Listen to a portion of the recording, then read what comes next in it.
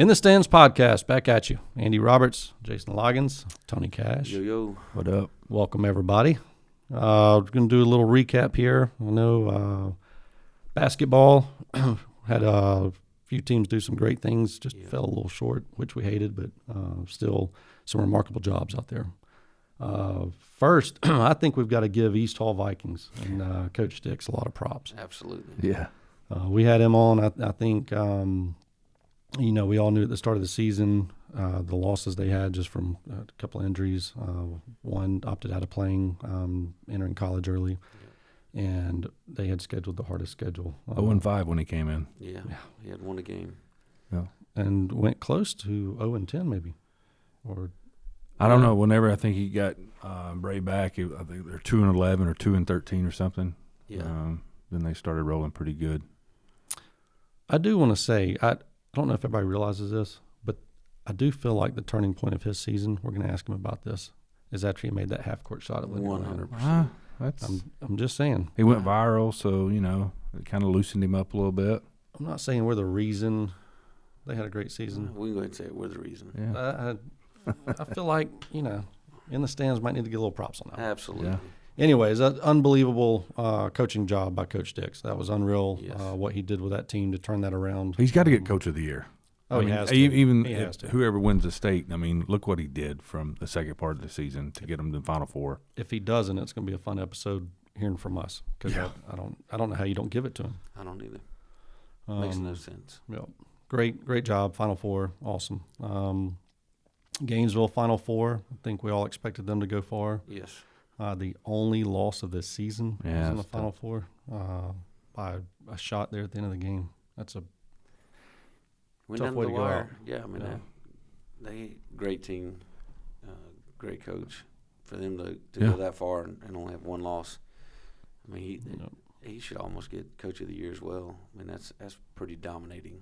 Yeah, definitely. And he had those boys. They were, they didn't show their attitudes on the court. They were very well coached, disciplined. Discipline, absolutely. They played the game that he called. Yep. Ran their offense. It was. Yeah, I think I know we talked about that earlier, but yeah, I think we were all shocked at Linear Land to see how disciplined they were. As far as you've got that many good players, and a lot of their games this year, let's face it, they probably didn't have to be disciplined, but you could tell that was one of the main focus he had in the tournament. Yeah, he never stopped coaching them. Yeah, Even when the second string got in there. Oh yeah. Patient on offense, moving the ball. It really was. I know a lot of people will say, "Oh, they were stacked," and they were stacked. But at the same time, I still think it was a remarkable coaching job with how he coached them and how they played. Yeah, because you've got to get all those personalities to play together. Yeah, definitely. They haven't been together for 1-2 years, maybe. Definitely. Props to Lakeview boys and girls. Lakeview boys get back to the Final Four. Fell short again. But great job getting back. Coach Hoffman getting those girls back to state championship. Yeah. Oh, yeah. And again, had that game, I think, led most of the game. Last minute. Tough circumstances came up there. I know they had a technical foul. A few other things ended up getting them. But, again, remarkable coaching job out there. I wonder if their clock started, unlike the Bluffs game in Albany. That's it's a tough way to lose. I know it's been a talk of the town the last week or so. I don't know, got a bad taste in my mouth. I know a lot of people do on how the whole appeal process was made and the lack thereof, maybe, in my words. So, well, I think unfortunately it's in the rules that if you don't do it right there, yeah, once they leave the court, it's done. But I hope this GHSA sees this and goes, it's time for us to put referees running the scoreboard along with the shot clock. No more home cooking, wherever you're playing. Yeah, because running that clock is very difficult. If you do it in a younger age. I've done it this year, and it's not easy. You get caught up watching the game. Next thing you know, it's not. You're getting yelled at. The referees, the one ref who was across the court that's supposed to do it, didn't pay attention. Many failures during that 6.8 second debacle. Even you go back and can break down the time and everything, Bluff got too much time at the end, but again, they just had no clue what to do. Yep. And it's sad because it robbed a great game between the two teams. Rematch. Exactly. And, kind of took the ball out of the hands for Bluff a little bit. And here's a little fun fact for you. Those referees were already on probation. So there's a little nugget for you. Yeah, that's And how they're officiating an Elite Eight game. Makes no sense. No. But my problem is, I know there's rules. You're right, and that is the rules. Once you leave the court, it's done. So I understand you got to stick by that. But man, that is crazy that you have somebody from the home team running the clock. And you're right. I'm going to go ahead and say it. My gut tells me I don't think this individual did it to try to steal a win. I think he probably truly just got into the game and didn't. But for 6 seconds, so it didn't start. But yes, and so how many people missed it? But does that not open Pandora's box for, okay, now, I might just take a little extra second to start it, and if nobody catches it, or, if we can just get out of the gym, it's done. I mean, that's a lot of power in your hand. Yeah. Home court. Hopefully they propose that. You would think. I hope it. And how crazy is it we go from a fall sport to winter sport, and Hall County is mixed up in some of the biggest controversials, and I think spotlight on GHSA just as because of these fluke things happening. Yeah. Well, I think it highlights some of the flaws within the rules of GHSA and some of the thought processes that go into it. And it, everybody's calling for a change at GHSA. I don't think a change is needed in leadership. I just think a change in the process. The bylaws, whatever. Yeah, and I think that's what needs to be looked at. I would agree. I think the problem is there's always going to be circumstances that come up, exceptions, things we hadn't thought of, these different scenarios. So, the rules are there for a reason, but at the same time, they don't cover everything. Nope. And so as new scenarios come up, you have to be willing to look at them and go, okay, now, should we handle this a different way? Yeah. That's what they're going to have to be willing to do instead of, well, if it's right there in writing, we're done. I think they need to work on that a little bit, but I agree with what you said. Well, you talk about the probation. Does that highlight the referee shortage? But, okay, I'm glad you brought that up because we're in the Elite Eight, so you have referees sitting at home now because you don't have multiple games going on at the same time. Well, a lot of these referees go umpire baseball. So where they umpire in baseball because they just flip right over and go right into baseball. And that's if you look at it, your football referees turn into your basketball referees, turn into your baseball umpires. Like it's, they're pulling from the same pot, and that pot's getting smaller and smaller. Well, if they can't get somebody, that's one thing. But if they're not trying, that's another. I think now they just need to look at either as soon as the playoffs start, when you get past that first round, whatever, you need. I'm hearing for the state championship games, you're going to have some collegiate officials. Oh, that's interesting. So smart. That's what was talked about. Yeah, they're a different pay scale though. I mean, they're at that point. It's the state. Like when the further you get into the playoffs, you want the better referee. The elite. You need the elite. Exactly, because you got elite talent out there. You want to have elite referees. Yeah. With elite scorekeepers. Shot clocks. It makes perfect sense. Yeah, definitely. Didn't know this little fun fact though. When you were in how coach. First off, he is full of fun facts. I know. I'm telling you, coaches. They give a lot for their players, the community, their teams. I didn't know this, but if you win the region in any sport, you have to go down to Macon to select your all-state team. So you have to take out a whole day basically to go to Macon or wherever the designated place is. This year it was Macon for basketball. So Coach Dick's games with Coach Charlemagne, Coach Scott, they all had to go down there on a Sunday to select their all-state. I didn't know that. Yeah, it's you would think they would have a Zoom meeting for something like that, but apparently it's Is Zoom an option, or that you have to be in person? Yeah, it was an in-person meeting, and if you didn't go, the runner-up coach would have to go in your spot. Didn't know that. It's interesting. Wow. So thank you, coaches, again for sacrificing. Well, we more. can go ahead and tell you that our coaches are underpaid in Hall Oh, County.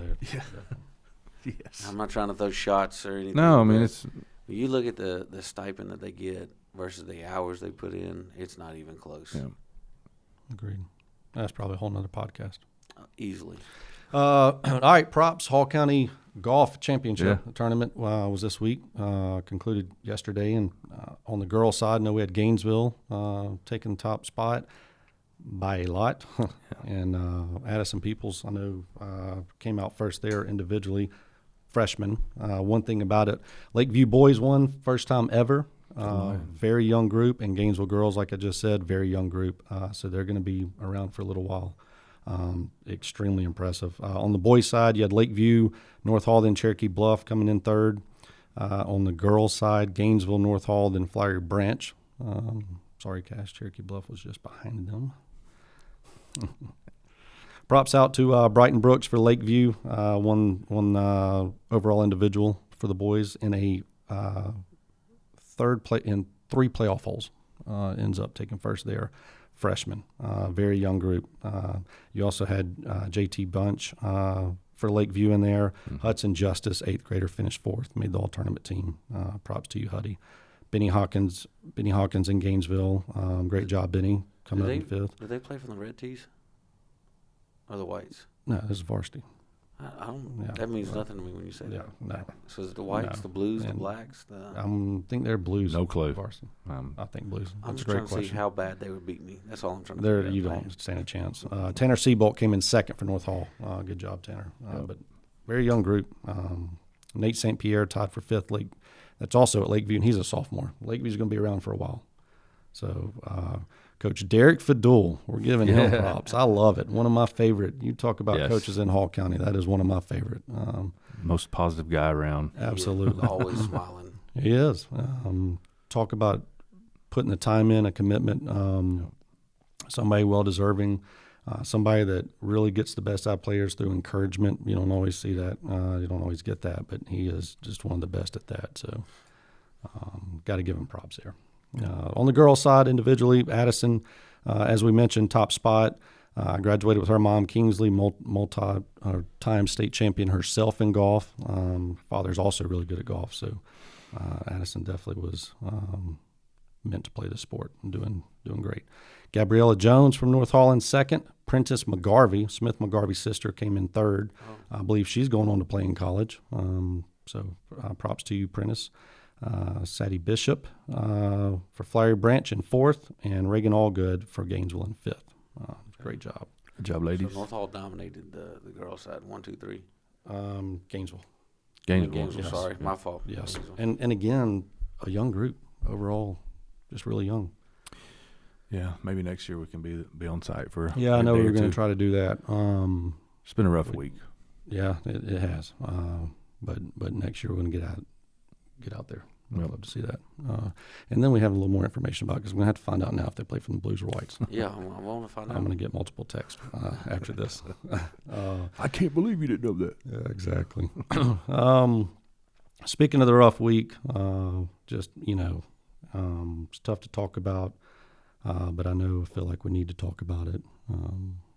The community is hurting right now. They've also come together. So anyways, just want to say when Loggins brought this idea to us, when we started talking about this, we truly wanted to do this because of how we feel about this community, the county, the coaches, the student athletes.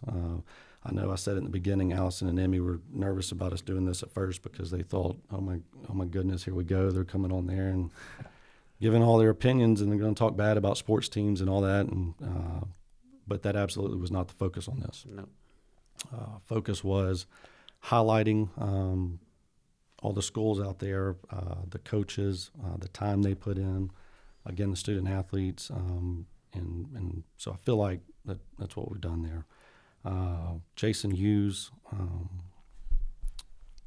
was great at that. And I didn't personally know him. I knew of him. I know the more I learn and have heard over the weekend, it was Emmy, my sister-in-law, one of her favorite coworkers. He was just an unbelievable leader, Christian leader, which we know we need more of that in this world, in these times. He coached the golf team up until last year, I believe, at North Hall. And remarkable with the athletes there. And so just, as I've said it multiple times the last few days, tragic is an understatement for the events that led up to this, and it truly was an accident, and it's heartbreaking. We know what administration, the teachers of this county, everywhere, what they mean, and talk about underpaid, definitely area there, but it's hard, and there's a lot of people going through heartbreaks right now. So, we hate it. We hate it for them. Jason was married to Laura, sons Luke and Owen.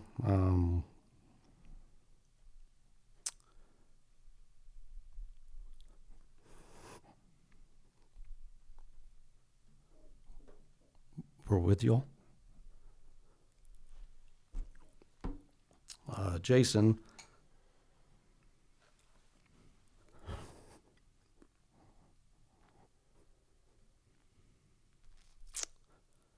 one thing I've learned about is the NG3 program. Have you heard about this? I heard about it. All right, so I'm going to read their mission statement.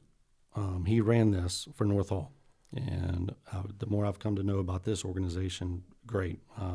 Right now, the only 3 schools in Hall County that have it are North Hall, Cherokee Bluff, and Chestatee.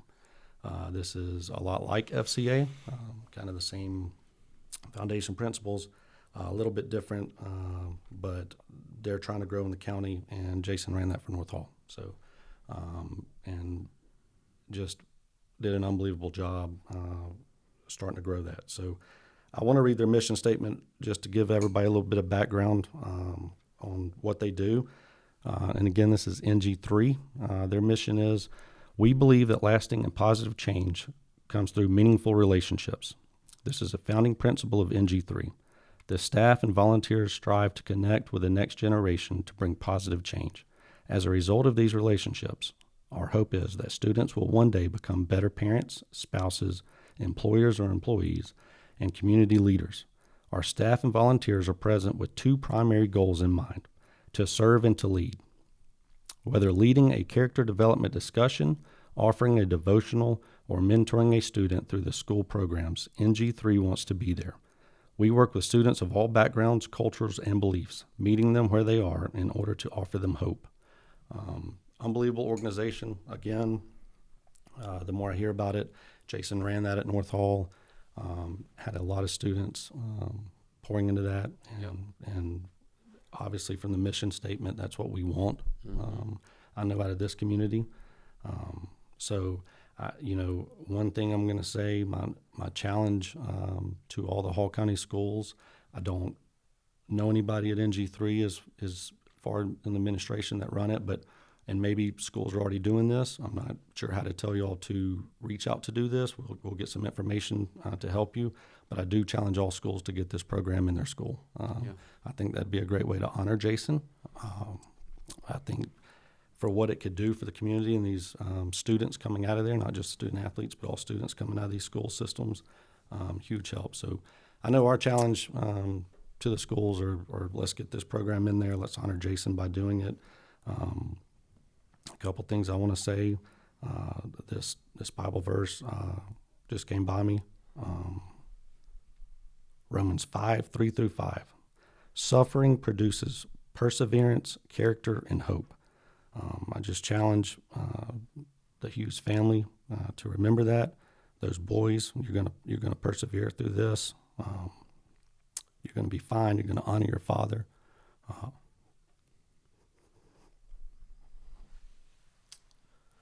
Yeah, see, this is how tough it is. We don't even know the coach, but the legacy. You hear things about people were saying, well, "Who's going to teach me the Bible now?" Yeah, that's what kind of person he was. You don't know what these kids have on their home life, and this is their outlet coming to North Hall and being taught and coached by this type of person. So it's just unbearable to think about. I got emotional coming in this morning, just thinking about it. I knew we were going to talk about it, and it's just North Hall as a whole, but I think the whole county and this whole area is hurting because they know it was a freak accident. It was nothing more than a freak accident. Correct. There's no malicious intent. It was fun, a fun prank that's been going on for years, and for the media to unleash unload the kids' photos is I didn't agree with, but they're kids, they're great kids, they're honor student kids. They were in this program. They love Coach Hughes. He loved them back, and it's just so heartbreaking to see these kids are in the national spotlight for this. Obviously, it's a tough deal, but I just wish it was kind of handled a little bit different. So yeah, I have to agree with that. I'm just gonna say it. I lost some respect for our local media over the past few days. I know you'll do a lot of great things. Feel like you dropped the ball on this one. I'm gonna have to say it. And so, anyways, I know it's stuff that is to be reported on, and it's not the fact that it got reported on. It's how it was reported. To be honest, I don't think these kids were probably even acting reckless. I think that they were doing stuff that they jumped out to help. Like it was an accident. It was an accident. That was their favorite teacher. That's what, and for them to display a mugshot of the kid who will now be traumatized the rest of his life. Who's a great kid. His family's great. And these kids, they're going to carry that the rest of their life. The only thing that I do know that God will use this tragic accident for the good. Yeah. Not that we want anything like this to happen, but I'm curious to see what good comes out of it, because he can use it in a large way, and it seems like it already has. We got the green out. You got all the schools coming together, and in the day and age where there's not a whole lot of positivity in the world. No. One thing about Coach Hughes is he was a positive guy. He brought great influence, and his life will be remembered and could change the direction of so many lives just by the unfortunate situation. And hopefully, I hope and pray for his family that's where the focus is at, is them realizing that what this community, it's brought a community together. Yep. One thing I did read at some point over the weekend that I love that somebody put is tragedy has no rivalries. And I think everybody's probably seen by now, but all the schools are coming together, you said, today, and we're going to green this place out just to show support.